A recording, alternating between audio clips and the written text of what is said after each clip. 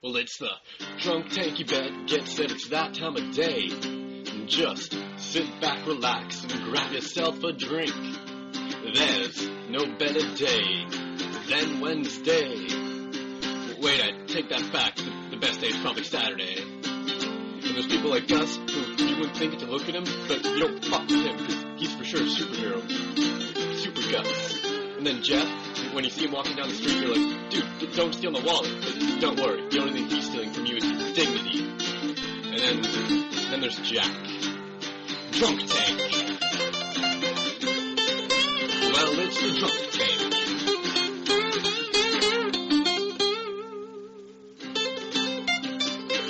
Motherfucker. I feel like I need to defend myself. I was acquitted for dignity theft on 3 counts. Nice. I got nothing. You got a wicked guitar solo. That's what you got. And what's up? It's a podcast. Blah, blah.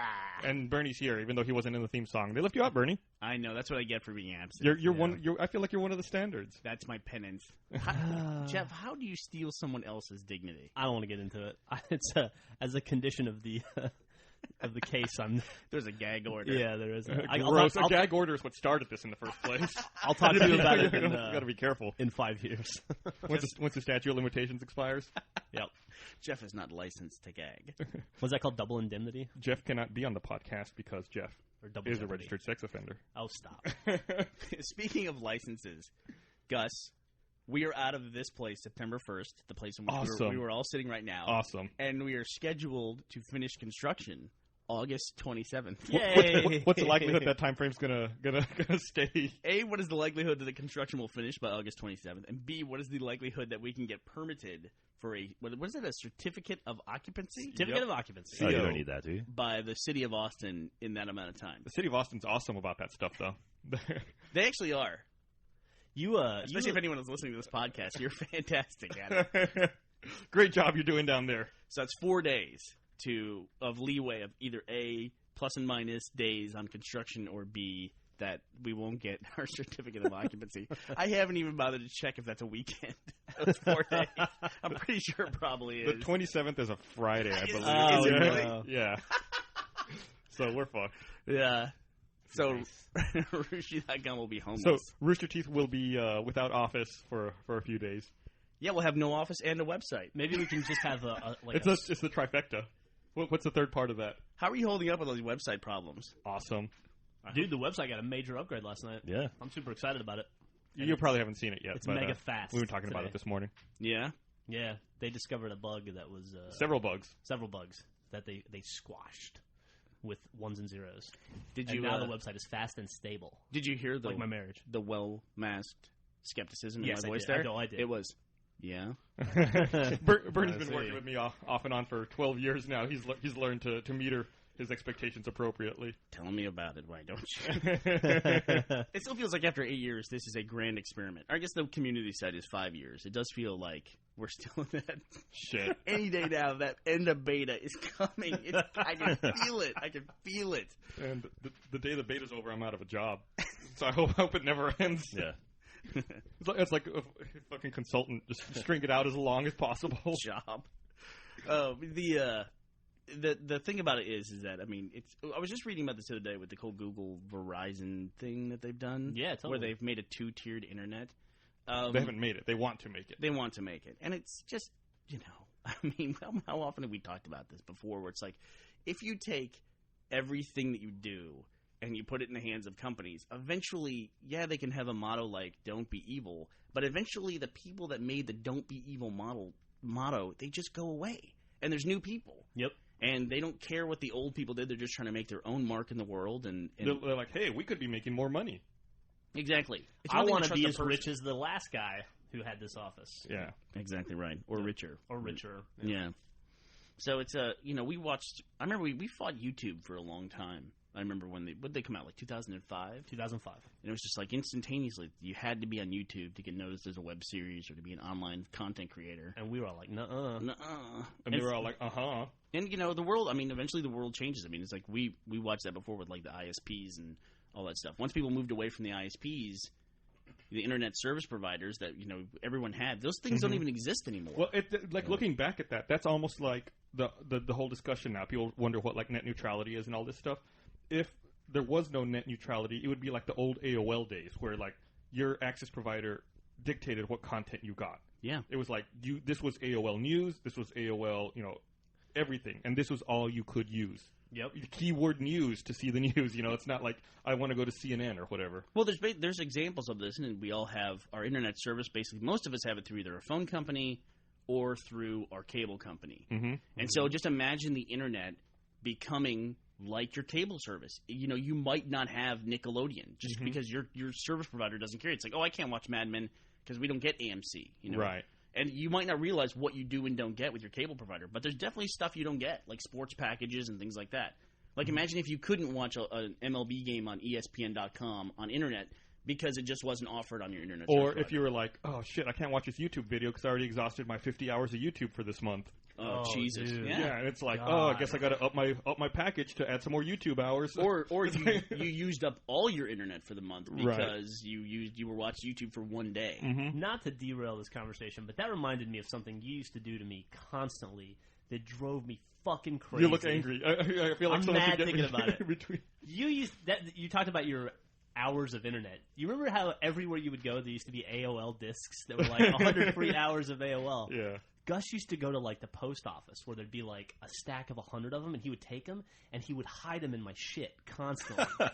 They would be they'd be under my pillow. He'd like lower the visor in his car, and he'd get like a I would baseball. lower. You're right. I would lower the visor, and shit would fall on me. You used to do that to me every day. I hated you for years for that. It was probably in retaliation for something you did. Probably in my defense, was, but God, it was annoying. You remember when AOL was on floppy disks, not even on CDs? What is this, like reminiscing time? No, Hey, it's something- you remember This is the part of the podcast that Monty loves. But yeah, I mean, it's really disheartening to see all this net neutrality discussion, and that these companies. I mean, and it's understandable. They want to make more money. They want to portion off their section of the internet so that they can be the kings of it and just make all the money. Don't you think there's a burden though on the audience too, like to not follow constantly the path of least resistance, like. The way the internet was, and maybe it just graduated away from that. Maybe that wasn't the model that could be sustained, but people had homepages.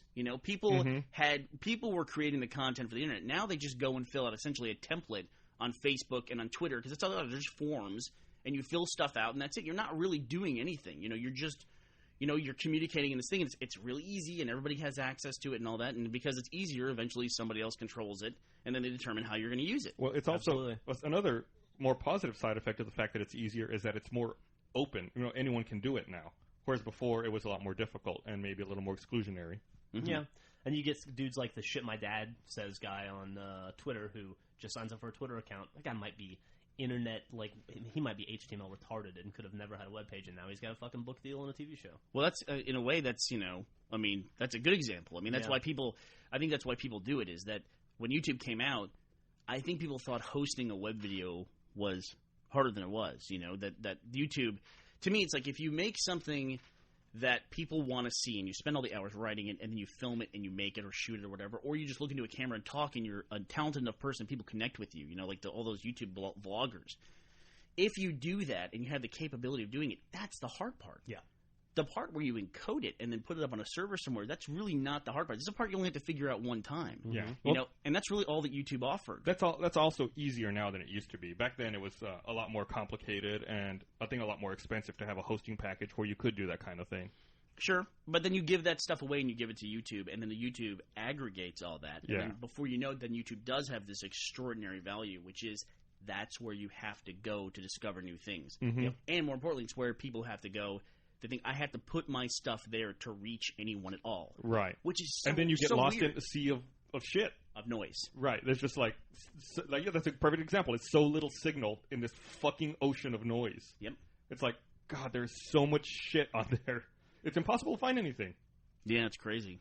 It's crazy. And it's got the value. So now YouTube dictates what people see or don't see. You know what I mean? Yep. I made a comment a long time ago that you can't make something on the internet, have it be good, and people wouldn't see it. People would have to see it because that's what people on the internet to do. They're there to see stuff. But now there's so much stuff. You could make something. Somebody could make something I see stuff all the time. It's like, what is this? This thing's incredible. It's been out for a year and a half. It's like, how come I didn't see this? This is like tailor-made for me. Mm-hmm.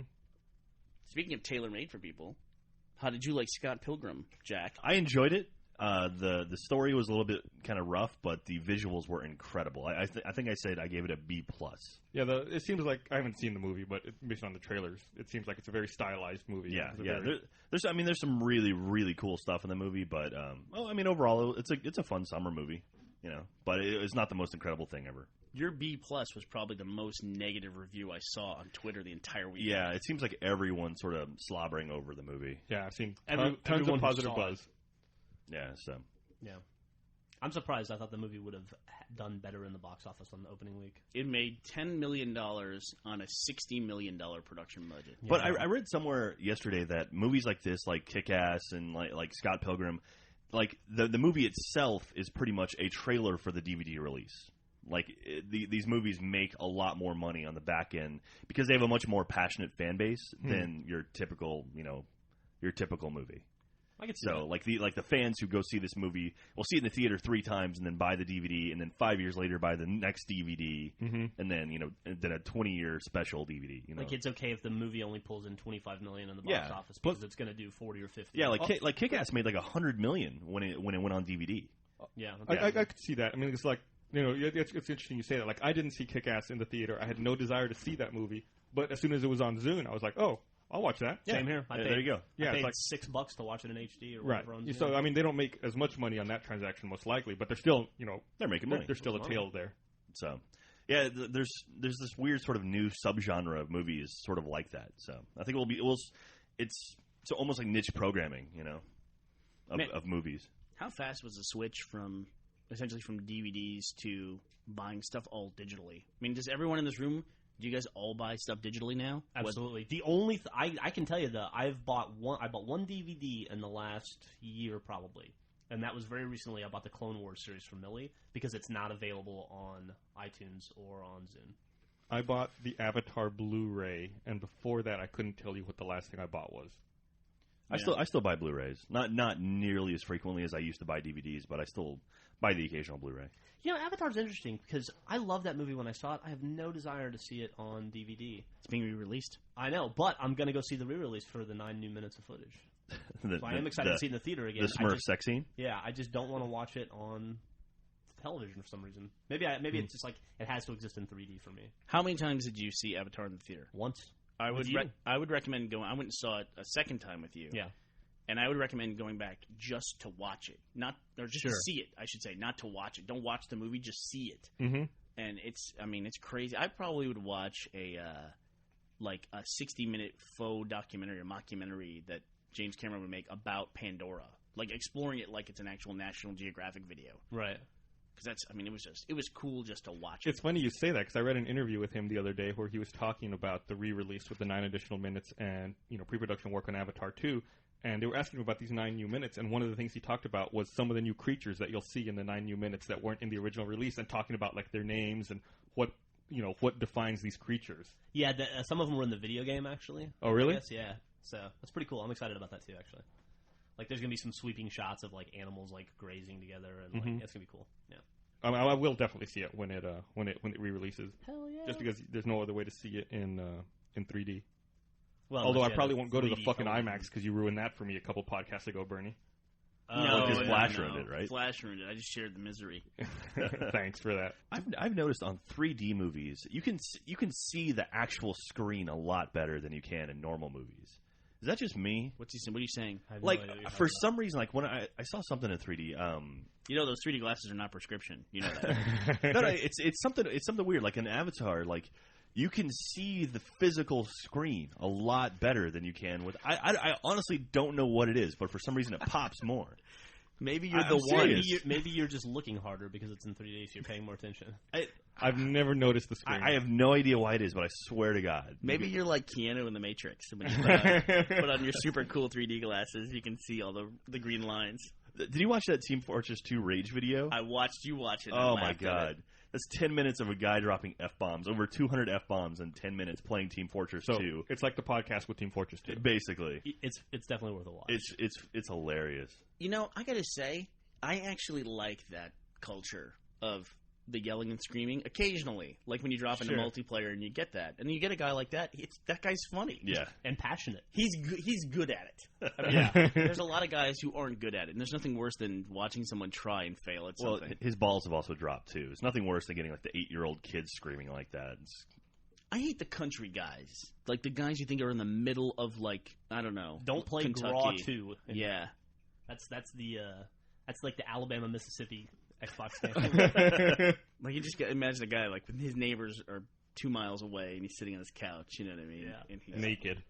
No, let's not go there. I don't imagine that anyway. No, he's got. I think that's funny because that's where I was going immediately. He's got I wonder he's how got long like this kid's cock camouflage is. boxer shorts on.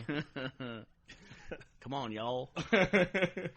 Playing on a giant 4:3 projection TV. Accents are a weird thing. Do you think now with like the advent of Xbox Live and easier communication across the country that we will see accents disappear conceivably within our life? It doesn't take much. Television didn't do it. I can tell you. That's an interesting point. When I had a southern accent my entire life, and when I joined the Army, I lost it within the week. It was gone. Your drill sergeant probably yelled at you for it, though, right? No, I mean, I went to basic training in South Carolina, and most of the people that I was in basic training with were also from the South. It's just like... Why'd you drop it then if everyone had it? Not everybody had it, but some people did. A lot of people did. There were like 60 people, and maybe 30 of them had southern accents, and you just lose it fast. You hear other people talk differently, or you realize that you sound like an idiot, and it just goes away.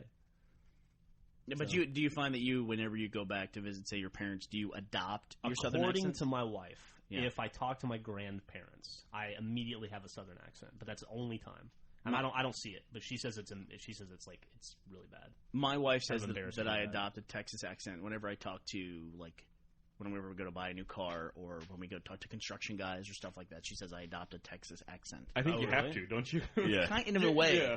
It's like just the way you get communicate. business done, almost. It's weird. Like, hey, I'm an insider. I'm that validates you somehow. Right. Yeah. Or it's maybe I just talk about manly things, and I regularly do that in my life. You know, you don't adopt a Texas accent when you talk about the achievements in Vita Pinata. It's funny. When you're talking about nails and lumber, all of a sudden, baby, what makes a Limosaurus? Is it just my headphones, or does somebody sound buzzy a little bit? I think we all kind of do. I was drinking earlier. Oh, okay. Maybe it's me. I don't hear it. Okay, cool. I don't hear it. You hear it though, Jack? I heard something like that. I guarantee our audience hears it now, though. Thank you. Pointed out. That's the watermark. That's the water stain. So did you guys see the Age of Empires online announcement this morning? I don't understand what that means. I saw the announcement. I didn't read the details. Though. There's going to be some sort of persistent world. So it's like an RTS, but it's persistent world based. I don't know. A persistent real world based in history? So if you play now, in 50 years, you'll get up to like using tools, right, or something. But okay, in Kotaku they say basically it looks like Age of Empires started hanging out with Farmville, and the two got real close. That's their quote. So if you're into Farmville, you might be into the next Age of Empires. So it's trying to preemptively strike at World of StarCraft before it comes out. I guess so. World of StarCraft? Just speculation. How often do you see speculation? Did you see the Windows 7 phone game lineup? Yeah. That's Assassin's pretty crazy. Creed's on there. Dude, there's a lot of games There's on there. There's a Crackdown 2, tower defense game or something, right? I have it up. I'll read some of the Halo games. Waypoint's on there, too. Assassin's Creed, Crackdown 2 Project Sunburst, Earthworm Jim, Flight Control. Oh, Fruit Ninja, great. Did you say Flight Control's on there? Yeah. Oh, Halo awesome. Waypoint, Jack. Dude, you have no idea what Fruit Ninja is. You play a game called Angry Birds. Dude, that's the best game ever. Highest grossing game on the iPhone. Splinter Cell Convictions, Star Wars Battle for Hoth, Star Wars Cantina, Oregon Trail, Twin Blades, Uno, Zombies Attack, and something called Zombies. Ooh, Women's Murder Club, Death and Scarlet. Battle for Hoth. And all of it, it's going to be a grim game. Yeah, it's like, yay, you won. You got Hoth. Congratulations. The worst backwater ice ball planet. Congratulations. Go celebrate over some bantha soup. What were they fighting for in Hoth? They just had their power generator. That was it. It's like, so what? We lost that. Let's get the fuck out of here. Oh, no. But all those games are going to have achievements. It also shows that you'll be able to see your avatar. Yeah, right. On the phone. You'll be able to see your avatar. You'll have your friends. And it'll be like animated. You. And but yeah, there's going to be achievements on all those games, and it'll have multiplayer. So I'll have to check that out. So let me ask you a question, Jeff. Okie dokie. You're getting a promotion today. You are now global marketing. at Microsoft. Thank you. Congratulations. Well, I've worked very hard for this. You have. Fun. So you have to name the new phone that has all these games on it. What do you name the phone? I can name it the Windows 7 mobile phone. That's what you name it? Well, I don't think the problem here is that, remember, Microsoft just makes the operating system. They don't make the phone. So this is an operating system they're going to license out to like Samsung or not Nokia. They have their own shit. Kyocera. I don't know, other cell phone manufacturers. LG. So they're going to name the phones. Okay. And it just runs the Windows 7 operating system. Right, the Windows 7 mobile operating system. And so you want to name it something that implies both games and business, right? I assume as well. So you don't what I'm getting at here is what I would probably do is I'm going to name it like Spreadsheet. Like there's no Xbox in here is what I'm getting at. They didn't name it like the X phone or anything like that. I wish somebody would. Right. I'm gonna buy. Isn't that what this is? Plus business applications and all that. Are you gonna buy one? And I'm gonna buy one for the games. I'm not gonna switch away from my iPhone. The iPhone's the greatest thing ever made. But I will buy one, and hopefully I can use it without a phone plan. Yeah, we'll see what how, I'm curious how about. you feel once you get your hands on the Windows 7 phone. You may love it way more. I doubt it, but it's possible. Never say never, I guess. I don't know if the iPhone is the greatest thing ever invented. I was thinking about this last night because I had to send out my vehicle registration. Which, by the way, why the fuck can you not do that for 5 years? Like, I would pay for my vehicle registration for 5 years out. Sure. And I would even take the hit if I sell the car and I lose 2 years of my registration. Yeah, what's $100? I just hate the fact that I got to fill like 4 forms to give the government $60 so that I can drive my car. Vehicle registration is like, whenever you hear about registration in different countries, like that we have to register our vehicles, it makes sense to us because we do it.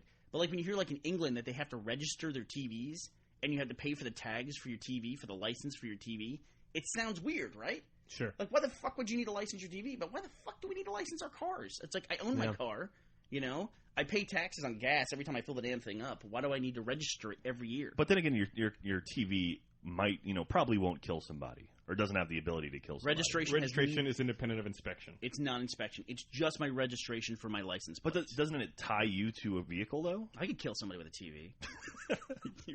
Do it right now. You give me 1 day to fucking Silver Spoons marathon.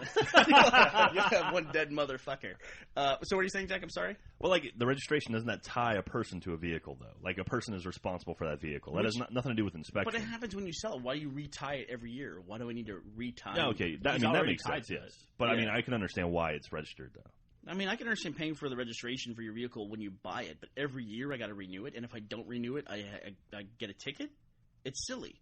It is silly. Sorry, venting. No, anyway, it's totally silly. It doesn't make sense. I think we're on your side. It's just a way for them to eke out a little bit more of that hard-earned cash. Exactly right. So I have to. So this is also I got to bust out a checkbook. I never use a checkbook, right? So because I went on the online thing and the government systems online don't work. You type in your VIN number and like your vehicle doesn't qualify. It's like, I gotta know why. Please explain to me why my vehicle doesn't qualify to register online. Well, you haven't had a valid registration in about 3 years, so No, that might be the reason. My registration is valid. My inspection was not valid, but because of emissions or something like that, some kind of sensor that does their job for them that didn't work. But so anyway, I was trying to find a post office box, and I never look for these things, so I don't catalog in my brain where these things are. So I thought, hey, I'm going to go try to find a post office box. Now, how would you do that? How would you try to find a local post office box? USPS.com? Yeah. Right, USPS.com. Do you think that would be an easy process? Like you would go to USPS.com. Yeah. And you could just like find it. Enter in my zip code and it would tell me. Like you wouldn't have to search through like the latest stamps and all that stuff. Yeah, no, there should be a fucking link at the top. Find a There should be. box. Do you think there would be? I think so, but I'm getting the feeling there isn't. Well, here's what I'm saying: is that I assume that it would just be a website filled with garbage that's not relevant in any way about like the latest Lance Armstrong stamp or something like that, or do you want to sign up with pop-ups and all that stuff? So I downloaded the USPS app, and the USPS app had 3 things: postage rates, mailboxes that are nearby to you by location, by your geo, whatever it's called, log on your GPS and get it. And I found it. I just pulled up the Google Maps and it showed me all the things around me based on where I am. That's great. And what I was thinking about was that apps are now the way the internet kind of used to be about 5 or 6 years ago, or maybe even further back now, maybe 10 years ago, when there wasn't all these bells and whistles, so the websites had information on them. Right. And now apps are like I go to apps because there's a streamlined way to get this information. And it's not cluttered up with a bunch of garbage. It's the no bullshit delivery system. It is. It's like you strip away all the bullshit. But I can already feel all this bullshit creeping into the app stuff. You know what I mean? Hey, let me ask you a question while we're on the subject of registration. Are you required to show current insurance to get your car registered? Yes, you are. But you're not. You are, but if you, the last 2 times I've registered my car, one time I did it through the mail. They say include your insurance. Yes. And I didn't do it just to fuck with them, just to see. Still got my registration, no problem. The next time I registered my car, I did it over the phone because I saw a phone number. Yep. Didn't require it.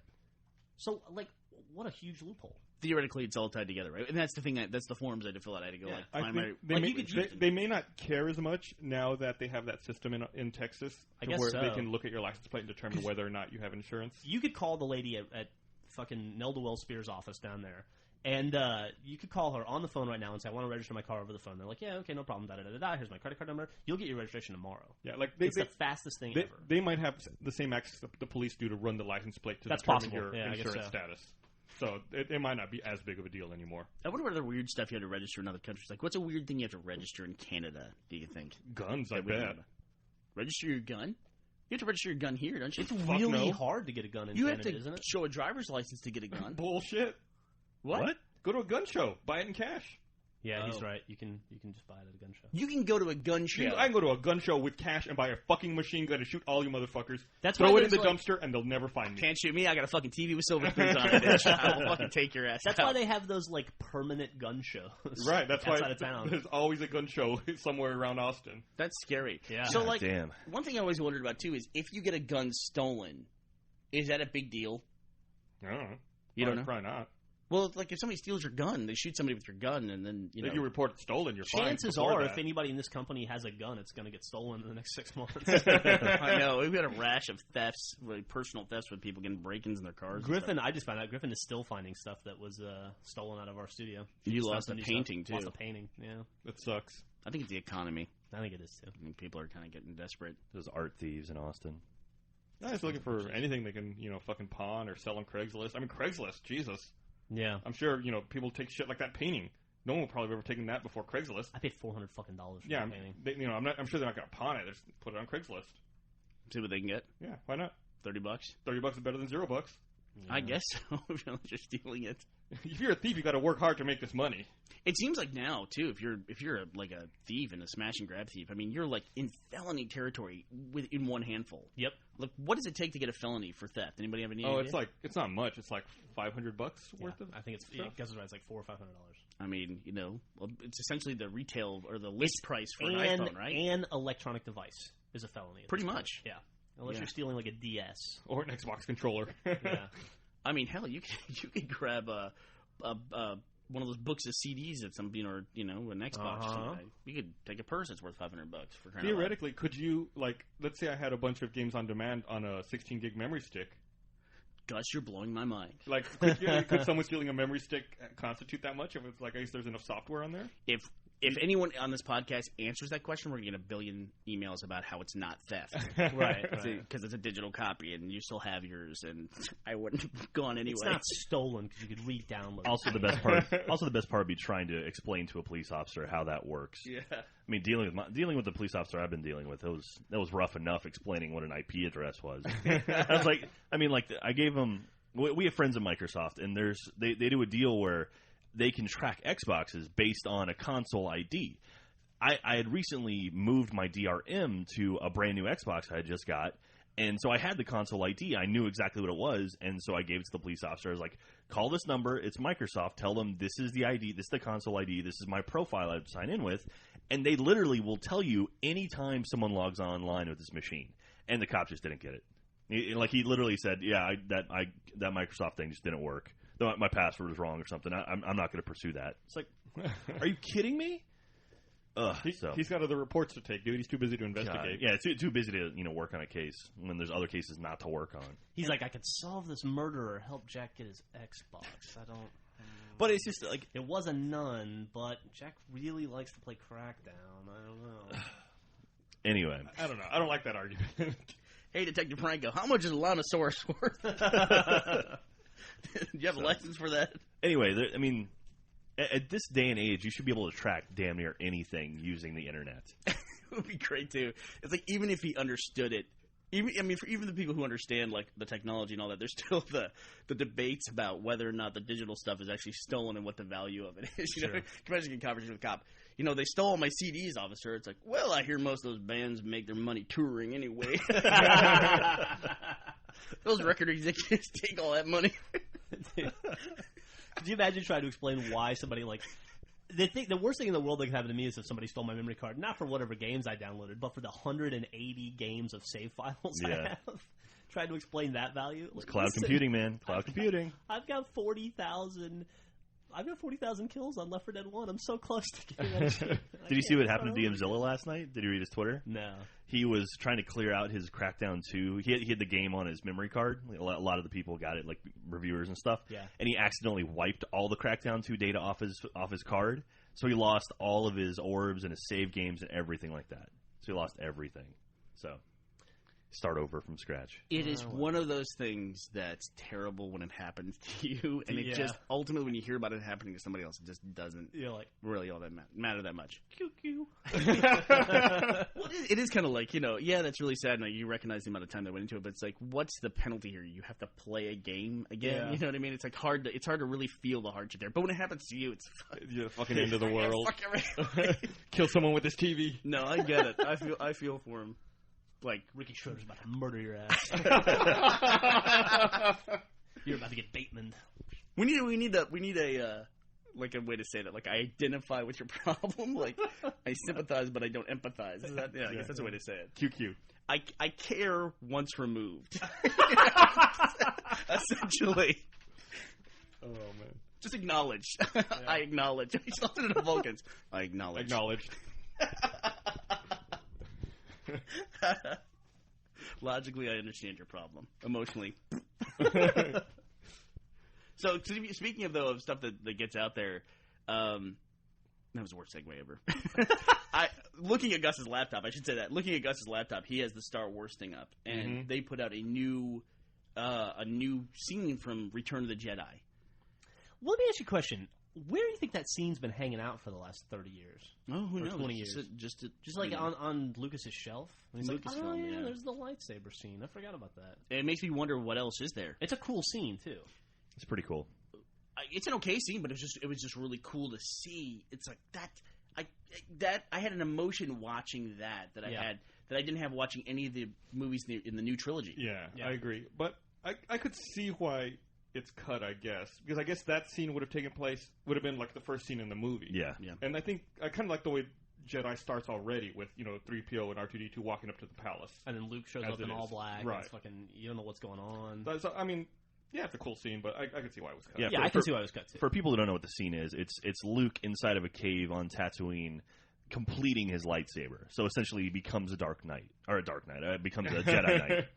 And then I guess he's supposed to put his lightsaber into R2 for use later when he shoots it up on the sail barge. Oh, really? I didn't even see that part. I think that's what they imply, like towards the end, like he reaches with it towards R2. Oh, okay. Yeah, so that's the bit about Jedi. Like, to become a Jedi Knight, you have to build your own lightsaber, and so. But it shows among other things. Yeah, it shows Darth Vader like walking through one of those sets, with all the white walls. Yeah, it almost looks like he's back on the very first set. Star Destroyer. The Princess Leia ship in the very first Star Wars. He's on one of those, like, it's all white walls, and then he ends up in that little chamber that he sits in. I love that chamber. I love that chamber too. But you know what? Every time I see that chamber, I think of that Darth Vader being an asshole video on YouTube. That is brilliant. Yeah. God, that is so brilliant.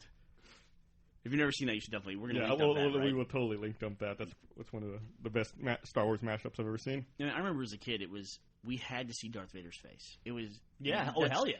When the third movie was coming out, you were gonna have to see it. I get the feeling it's like not the case anymore. I was reading in a YouTube comment that somebody said at the end of Reach, do they show Master Chief's face? Like, first of all, Master Chief and Reach, and why are they even talking about Master Chief and Reach? And then that's the first time I've ever heard that sentiment. Like, we have to see Master Chief's face. I don't want to see Master Chief. I've heard people say that before. Like in Halo, was it Halo 2 or Halo 3? Someone like looked at the texture file to try to see if there was a face under the mask. That was Halo 3, I think. Yeah, right. I think we've already seen it now too. Like, they put it in some Marvel. Well, you see him as a child. Yeah. Actually, Bungie, Frankie addressed this at that Halo Universe panel we went at Comic-Con. Somebody asked about that, and he said, you saw him as a child in the Marvel comic, and that's all you will ever see. Really? Wasn't that him in the remember? commercial? He said that definitively. Mm-hmm. He said, you will never see, we're not going to show his face. We have no interest in doing that. Yeah. I think it's interesting they even showed him as a child, because then you have a definitive race on him, which... Yeah, just like a little blonde kid, right? Yeah. Why couldn't he be like The Rock? Why can't he be Maori? Speaking of which, we saw... Jack and I went and saw The Other Guys. Oh, yeah, I hear that's pretty good. Yeah, it was pretty good. It was pretty good. It's fun. The best Will Ferrell movie in a while. But I got to tell you that Samuel Jackson and The Rock, at the beginning of it, they stole the entire show. Yeah, they're the best part of that movie. God, they were so funny. They played a clip on Stern the other day, which was them having an argument where Mark Wahlberg said that if he was in the animal kingdom, he would eat. If he was a lion and he was a lion, tuna. he would eat Will Ferrell as a tuna. And that whole scene, how it played out, was really fucking funny. It was funny. That's probably the funniest scene in the whole movie. Really? Yeah. Yeah. Well, I'm sad I've seen it now. Also, Eva Mendes is freaking hot. Yeah, I love her. I've never been much of an Eva Mendes I've fan, but always loved Eva she was Mendes. great in this.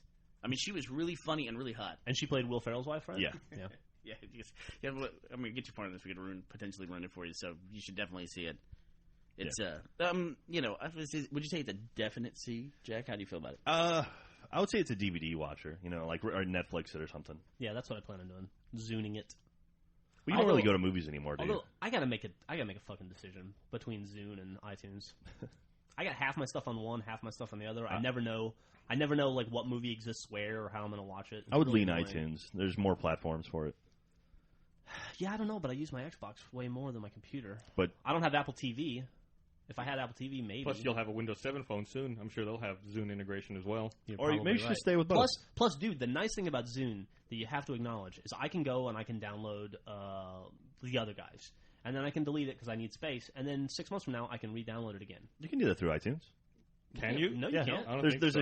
a show available downloads thing. Well, that's Yeah, that's because if it that's hasn't been different. downloaded yet. Yeah. Yeah, no, dude. Once you download a movie, I bought season 1 of Mad Men a long time ago, watched it, deleted it by accident, and I can't re-download it now, even though I paid for it. Gus and I experienced this on the way to Comic-Con. That sucks. Because I was in the middle of watching The Wire on my old laptop. I bought a new laptop, brought the new laptop, and then we sat at the airport and tried to figure out how to get The Wire, because we had like an hour to kill, how to download a couple episodes of The Wire, and it's impossible. Couldn't be done. You mean episodes you had already downloaded? Episodes I had already purchased and downloaded. You so can I would have to purchase burn it. them to a disc or put them on a hard drive and then copy them over. Or That's copy the over only the way. network. You can purchase them and then not download them, and then download them later on a different machine. Right. That's it. The really bizarre thing about that too is if let's say you watched episode 1 of The Wire, and then you downloaded, watched it, and all that, and then next time you go to buy it, it even warns you, you've already bought this. Do you want to buy it again? Are you sure you want to buy it again? It's like, no, how about I just download it? That's not an option. Nope, not an option. It's either buy it again or no, I don't want to buy it. And the nice thing about the Zune is I have like 4 Xboxes set up in my house, so if I want to watch or if I want to stream something, I can just go to any Xbox and stream what I've already You purchased. watch it on 2 Xboxes at the same time. I could if I wanted to. Plus, with Hulu and ESPN and Netflix all on the Xbox, I think the Zune is benefiting from that as well. Yeah, there will be some kind of equilibrium reached. I don't know what it is on this DRM stuff, but I wish we would get to the point where someday, if you buy a piece of entertainment, be it a television show or a movie or a video game, well, I guess video game is platform specific, but or a like a song, you have a digital license for it that exists across all platforms. Yeah. I don't think that'll ever happen, but that would be great. Like if I wanted to buy The Other Guys and watch it on my computer via iTunes, Yeah, I don't think that'll ever happen. Another It's thing crazy. I'm It'd be fucked nice about- though. we moved away from that because Yeah. you could buy an MP3 and you had the MP3s, and then now suddenly we don't have that anymore. Now we have Zune versus iTunes. Like one of the things I'm scared about is I used to, when I had the Roku player way back before, Netflix integration was on the Xbox. Mm-hmm. I bought that Roku player, which was awesome, but it died eventually. I had it for about 2 years and it died. And the Roku player is just a dedicated Netflix streaming box. It is, but it's also Amazon On Demand. Okay. And I bought a bunch of movies from Millie on Amazon On Demand, and now those are just in the ether. They're gone. Maybe I can go to Amazon and find them and watch them via some Amazon thing on my computer. Mm-hmm. But it's like to me, like all those episodes, all those Harry Potter movies I bought on Amazon just don't exist. I'm sure you can anymore. log in No, to like the Amazon- website and find it. Amazon's actually pretty good. And you know me, I'm a big Amazon Could I fan. just download an MOV? You can probably watch it on probably their player stream it, in yeah. line. Yeah. Yeah, it's not. Or you go get another Roku box. It's funny you say that. Just yesterday I ordered a standalone Blu-ray player for my house, and it comes with Netflix streaming and Amazon Video on Demand built into it. I like the Amazon Video on Demand when I had it via Roku. I use it all the time. So just give me your username and password, and I'll just watch all your movies. Oh, thanks. All right, so I've been doing a little bit of research here. So there's no easy way to re-download purchased items, but you can contact, like if your computer crashes or something, you can contact Apple and tell them what happened, and they can basically flip a switch and it'll re-download all your purchases to. So they have the ability to let you do this, and they don't give it to you. Yeah, fuck that, dude. So, that's terrible. Anyway. Well, it's like everyone has to have some measure of protection in, because people are not trustworthy. They'll do whatever they can to get a free copy. Maybe they'll share usernames and passwords and re-download everything. I don't know. But still, iTunes still has that 5-computer limit for authorization. And it's up to the iTunes representative to say yes or no on that. Like, I could say, I bought a new laptop. I have all the stuff on my old laptop. I don't want to go through the process of copying it to a hard drive and then moving it over. So can I just re-download on a new laptop?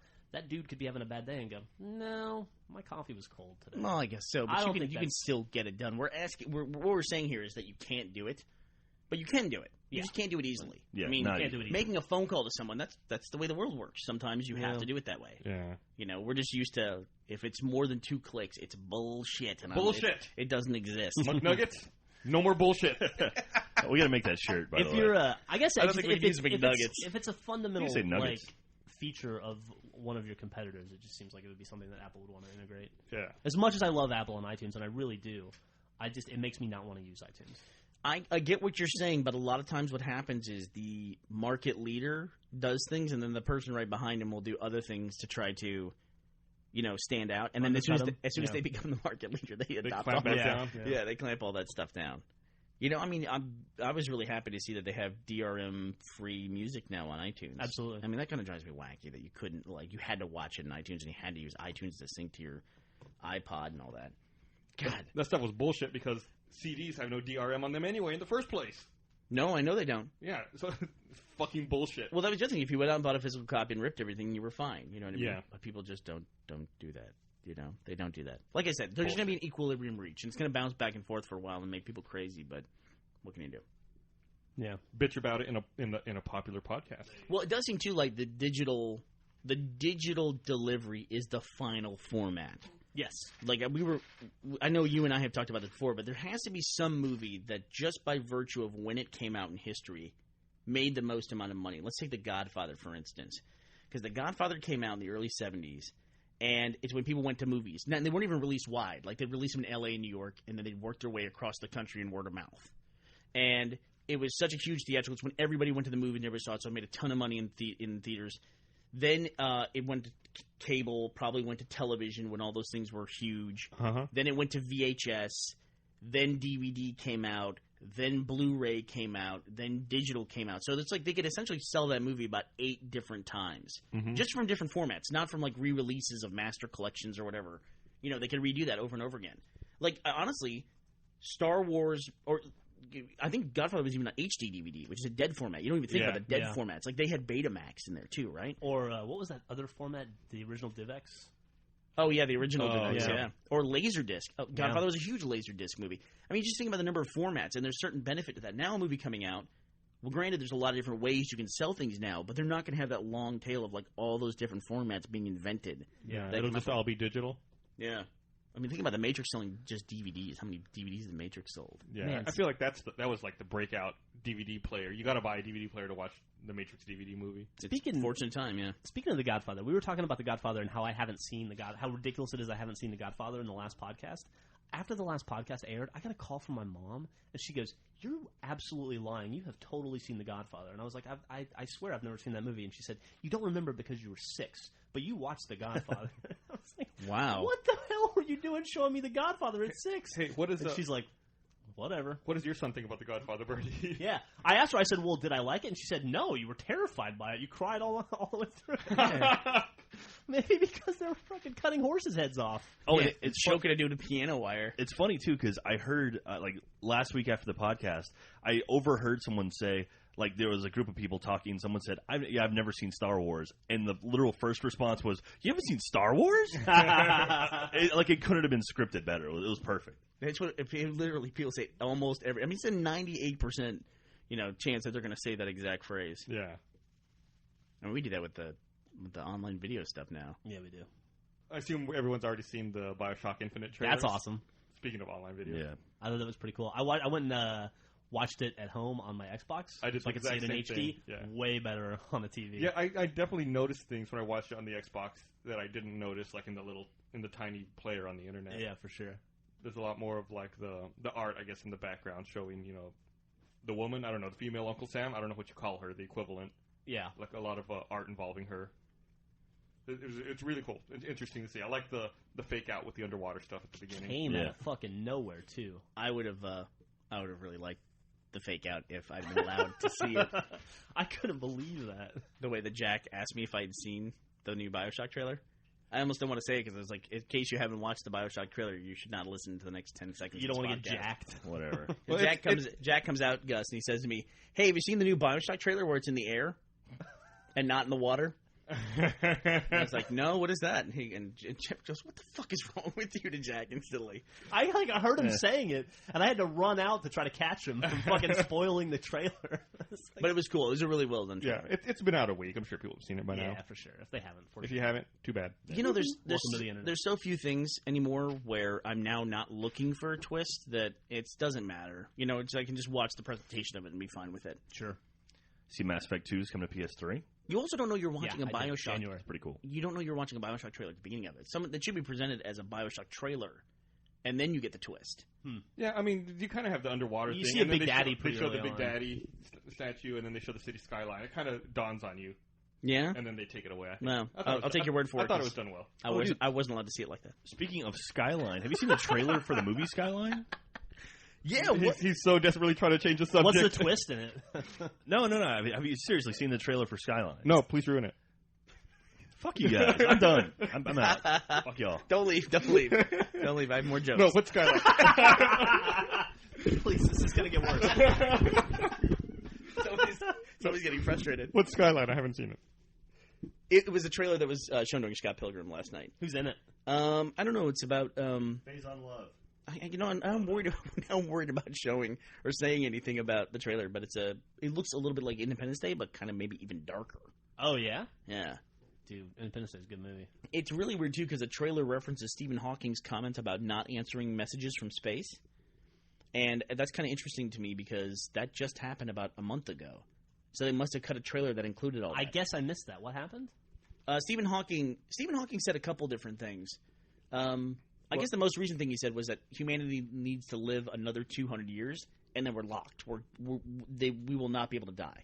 Like, we will have been off our planet. Once we're off our planet, that's it. All bets are off. Well, yeah, nothing can destroy us. At that So in 200 years, You have we're off the planet. redundancy.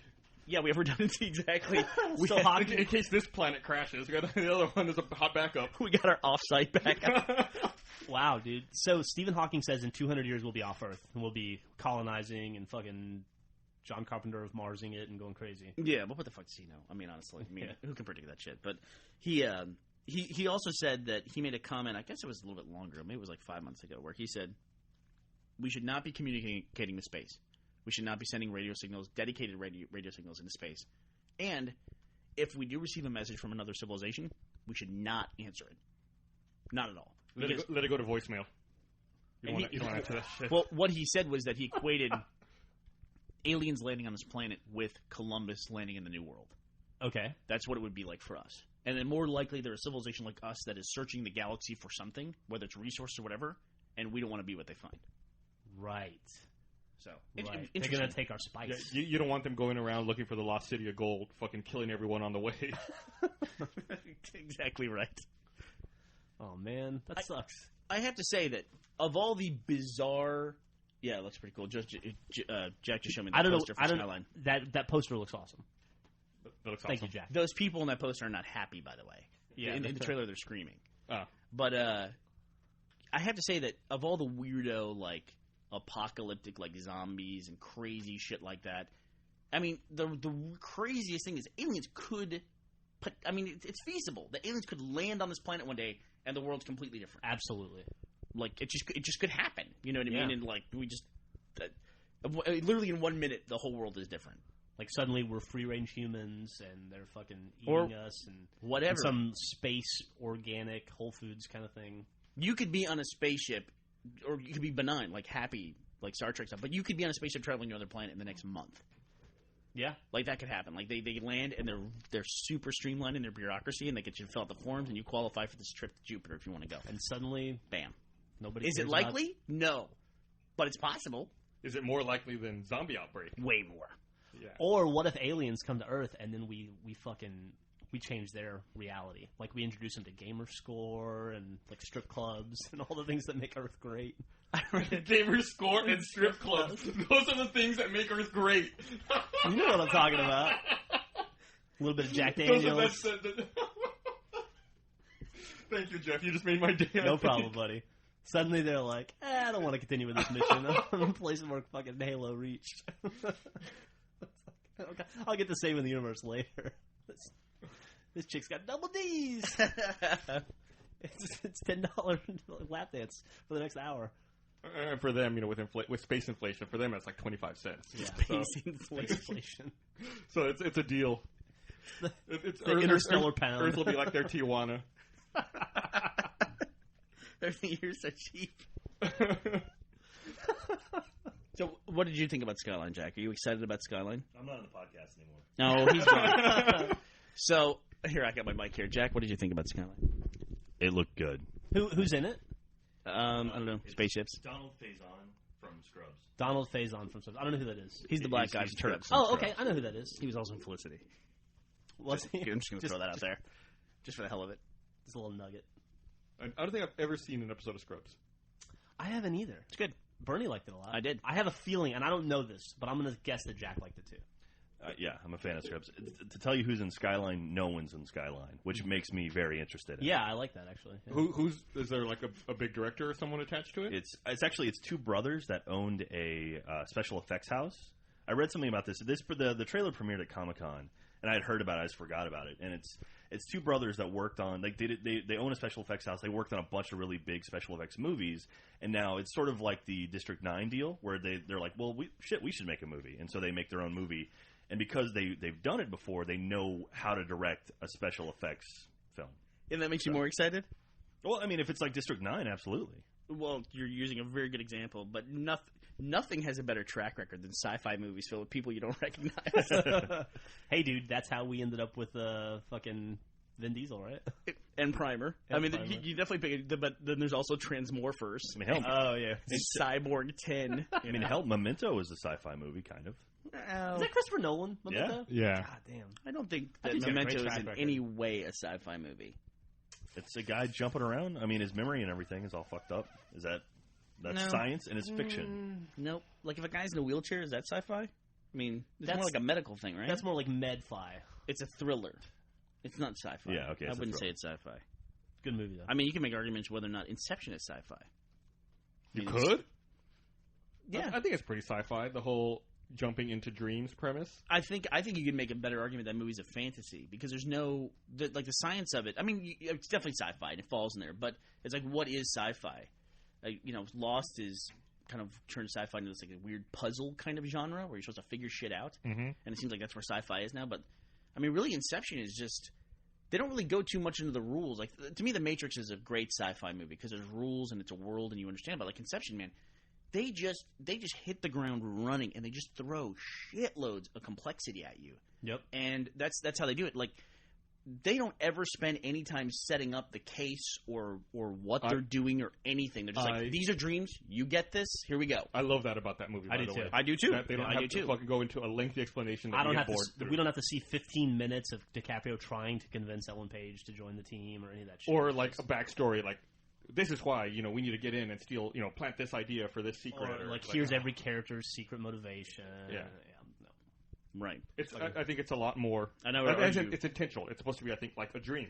Your dream just starts, and that's you're in it. Well, that's what he says. The dream starts in the middle. Your Uh-huh. dreams always start in the middle, right? The movie started kind of right in the middle. Right. And the spinning top is the big thing, and the spinning top is the idea that. Oh, by the way, we're talking about Inception, so if you haven't seen it, You're fucked. yeah, you're kind of fucked right now. It's been out over a month. Yeah, so the spinning top is the idea that reality is not itself, but that's just kind of the thing in the movie is reality what we think it is, Right. So. But I would argue, and this is a very frustrating thing for me on like a creative / professional level, is that Ellen Page did go through the 15-minute scene where Leonardo DiCaprio did try to convince her to join the team, and they had scenes where they walked around and explained all the rules of like what the architect is and how things work. They had those scenes. It's like, man, if it was anybody else, could you watch him explain stuff for about 10 or 15 minutes? You couldn't do it. That's a really good point. Yeah. You know? He's a great fucking actor. He really is. Man, that's what I think it's the value of really good actors. You'll just watch them like read a friggin' instruction manual. Yeah, no, absolutely. It's like I would see anything with Robert Duvall in it, for instance. Yep. Dude's just fucking great. Who else is like that? I got one. I'll name one, you name one. All right. You got Robert Duvall? I'll go Gene Hackman. I would agree with Gene Hackman. I'll go Forrest Whitaker. I'll go Clint Eastwood. George Clooney. Hands down. I'll go George Clooney. Yeah, absolutely. You're definitely right. I would 5 years ago I might have said like Pacino and De Niro, but those guys haven't done it for And me maybe lately. Tom Hanks. Tom Hanks. Tom Cruise. Tom Cruise. I mean, sure. you can make fun of the guy all day. Hate him for who he is all day long, but he makes great films. Sit my ass in a chair. Same with Brad Pitt. It's like, bip, it's the guy who it is. Yeah. Yep. Tom Cruise more so than Brad Pitt, I would say. Absolutely. Yeah. Yeah. Paul Newman. Definitely Paul Newman. Could watch Paul Newman in anything. Yeah. It's really Robert valuable. Redford. You know, this Julia Roberts movie, Eat, Love, Yeah, Pray, I or was gonna whatever. say, these are all guys that you're naming. Yeah. Well, I thought that's what the idea was. No. I mean, why not any actresses? Okay. I'll say Susan Sarandon. Helen Mirren. Helen Mirren for sure. That's a good one. What's her face from? I have trouble remembering her name, but the lady from the pregnant girl from Steven Zissou, Life Aquatic. Pregnant girl. Gwyneth Paltrow? Not Gwyneth Paltrow. She was the reporter, and she was pregnant in it. I must not remember that movie very well. She the redhead chick? She's also in. Who's the redhead girl? Hold on a second, I have to look it up. Julia, what's her name? Not the one who's in Children of Men. Oh, Julianne yeah, Moore. yeah. Julianne Moore. Sorry, escaping me. What about like Meryl Streep? Meryl Streep for sure. She's on a different level. Yeah, she's on a different level, isn't she? She really is. You know, I'm almost embarrassed to admit it, but because we're talking about it, I watched It's Complicated over the weekend just because it was Meryl Streep and Alec Baldwin. Really? Yeah. I could totally... Alec Baldwin's like that for me, but I don't think he's like that for everyone. He's like that for me. I like him. You know who? You but know in who's kind on, of a funny, like I don't know. It's a different level. You know who was on Daily Show last Kate night? Blanchett That is who I was talking about. Yeah, Kate Blanchett. That's super charming. Kate Blanchett. Emma Thompson. Yeah, She's really, really good. Man, I've forgotten about her. I can't remember the last movie I've she's seen her she's in that new Nanny McPhee movie. Yeah. She wrote that movie. Here's another guy who used to be like that. Used to like Pacino and De Niro, who used to be like that and is not like that anymore. Is Anthony Hopkins. I'll go another one in that realm. Harvey Keitel. Oh no, I can watch Harvey Keitel. In Really? Nah, You know, he's sort of tainted his own. I got a great one. It tainted his own reputation. Is Jack Nicholson? Sure. He used to be awesome, and then he started doing all the comedy movies. He was so fucking good in that. Oh, wait, not Nicholson. Who am I thinking of? De Niro. That's who I was thinking of. Yeah. Yeah. Who you got, Bernie? So you got someone awesome? Denzel Washington. Duff. I will see any Denzel Washington movie. Yeah. Yeah, it's Doesn't great. matter. Like he does a lot of sci-fi too. We talked Yeah. about that. We were talking about Book of Eli. It's really cool the amount of sci-fi that he does. And it's always like his sci-fi's cool because it's always like believable sci-fi. You know, it's Yeah. always set in the near future, and it's always based around some technology that you could believe exists, like some sort of realistic time travel. Like Demolition Man. No, Russell Crowe used to be like that too. dude, Yeah. Russell Crowe's in one of the worst movies ever made. What's he in? Virtuosity. Yeah, is not Denzel Washington in that? Yeah, Yeah, they're both in that. It's that's a why I terrible- thought of it. That's what Yeah. I was thinking. The worst Denzel Washington movie has got Russell Terrible Crowe in it. film. Yeah, but- Just terrible. Russell Crowe was. I can't watch Russell Crowe. Like, I don't think I can watch any movie he's in. You ever see Master and Commander? Why is that? I don't know. Just something about him. The look on his face. I don't know what it is. It just pulls me out of it. Like, I want to hate him when I see his face. For Really? some reason. Yeah, that doesn't happen to me. Like, but- You better hope he didn't hear that. I hear he's got some rage problems. I don't know. I can't remember a movie I liked him in. you know like what else? Gladiator? I'll see in No, I anything. did not like. I hated Gladiator. Willem Dafoe. Oh yeah, Yeah, I like Willem Dafoe a lot. you should tackle your microphone. I hit it with my big nose. You know, we were talking about this, Jack and I, after the movie last night, and that girl who's in Scott Pilgrim, I don't know her name, but I've seen her in enough stuff now. Oh, Mary Elizabeth Winstead? Is that her name? Yeah, I don't know. she was in Sky High, which Yeah, is she an was- underrated kids movie. That's a great film, Yeah. Sky High. And she was in Up in the Air. I didn't You're see thinking that. of wait, was? that's Anna Kendrick. Oh, who am I thinking of? That's Anna Kendrick. That's the sister. That's who I'm talking about. Yeah. Oh, okay. Yeah. I thought you were talking Yeah, about she's the she's lead. great. She was awesome in Up in the Air. No, she's Up in the Air, and she's from the Twilight movies too. But I've seen her in enough stuff now that I buy her in whatever she's in. Mm-hmm. That's a big deal. A lot of times I don't buy people. Like I don't have full buy-in on Michael Cera yet. Mm-hmm. You know, it's just Well, he's played the exact same character in a very every similar movie. character. I thought he looked really different in this. Seems to be working for him, though. Yeah. Yeah. right? Yep. Although I did watch, I'm ashamed to say I did watch Year One. I saw it too. I I saw watched it Year too. One. It's terrible. Yeah, I was not a fan. You should not be ashamed to watch an Ivan Reitman movie. I mean, that's a good gamble to watch an Ivan Reitman movie. Yeah. What was the last good Ivan Reitman movie you can remember? I'm just curious. I'm not. I just go to the big ones like Ghostbusters and Yeah. Stripes. He did Evolution, right? Yeah, Ivan I'm Reitman. not saying that was good. I'm saying he did that. Right? Ivan Reitman is the guy who played Egon in Ghostbusters, and he No, wrote no. Stripes. And... That's Harold Ramis. Oh, Yeah. I was thinking Harold Ramis. Actually, I don't know why I said Ivan Reitman. I was thinking Harold Ramis. Yeah, Harold Ramis directed Year One. I Yeah. think, right? I'm sorry. I got my names confused. I was actually talking about Harold Ramis. Okay. Yeah. And I said Ivan Reitman. Ivan Reitman's making a Baywatch movie. Good lord. Yeah, so Harold Ramis is the guy who directed Year One, and he also is the guy who wrote Ghostbusters and wrote Stripes. Huh. And Did you know Harold Ramis Yeah. also wrote Groundhog Day? Yes. Yeah. I did not know that. Yeah. But Ivan Reitman directed Ghostbusters, right? Yes. He's a safe bet. Yeah. Like, I'll see that, and I'll see... I won't turn my nose up at a Rob Reiner movie. You know what I mean? I'll give a Rob Reiner movie a fair shot. Absolutely. It might not be for me, but Rob Reiner's a likable guy. he's very likable. If you see him on screen, you like him. Yeah. You know? Yeah. Harold Ramis has directed 4 episodes of The Office. Ivan Reitman has got a great fucking track record, though. Yeah. He goes from Meatballs to Stripes to Ghostbusters, Twins, Ghostbusters 2, Kindergarten Cop, 6 Days, 7 Nights. I was getting confused because we were talking about Up in the Air was directed by Ivan Reitman's kid, right? Ivan Reitman made My Super Ex-Girlfriend, that movie we walked out of the theater on. That movie was pretty friggin' bad. And it had a funny concept. That movie was actually referenced in Scott Pilgrim. That doesn't surprise me. It seems kind of similar. Was it? Yeah. Somebody said, is that that Uma Thurman movie? One of the guys, when he wakes up, he asks that question. It's like a joke. Am I crazy? I must have missed that. I might be remembering wrong. Who knows? I mixed up Harold Ramis and Ivan Reitman. Yeah, there's a ton of stuff like that, though, in Scott Pilgrim where it's, easily missable references. So I was using invisible tape the other day, Scotch tape. That's a great way to start a story. Thanks, dude. And I haven't used Scotch tape in a very long time. And I forgot something that's on Scotch tape that bothers the shit out of me. And I'm wondering if this bothers anybody else. I even looked it up online, and I saw no references to this. When you're using Scotch tape and you're spooling out big, long pieces of Scotch tape, occasionally you will run into like a seam in the Scotch tape. It's just a line on the Scotch tape.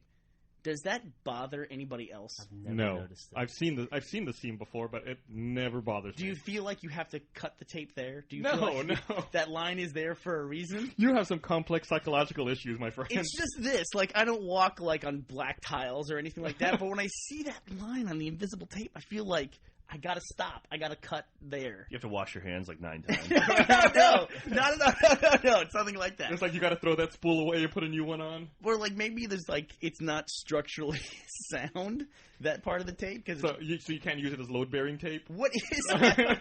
What is that line? What is it? I assume that it's just part of the manufacturing process. Like, they can't make a long strip. It's like 2 sections of tape being glued together. You don't know that. You have no idea. I'm guessing. You're asking me. I don't know. I haven't made tape in forever. Yeah, I don't know what it is. I also have never seen it. You've never seen it? No. All right. I've seen it. I will unspool an entire reel of tape so you can see it. I discovered something this weekend. I debated on whether to tell the story or not, but I guess I'll tell it. So I was in the emergency room on Saturday. Do you want 2 microphones? No. I was in the emergency room yesterday. Do you want to tell us why Saturday. you're in the emergency room? Sure. I have a colon problem. Oh, wow. Really? You know about it. I just have this silly little colon disease. It's not a big deal. Yeah. It affects me every couple of years. But so I had to admit... It's called light bulb up the ass. Yeah.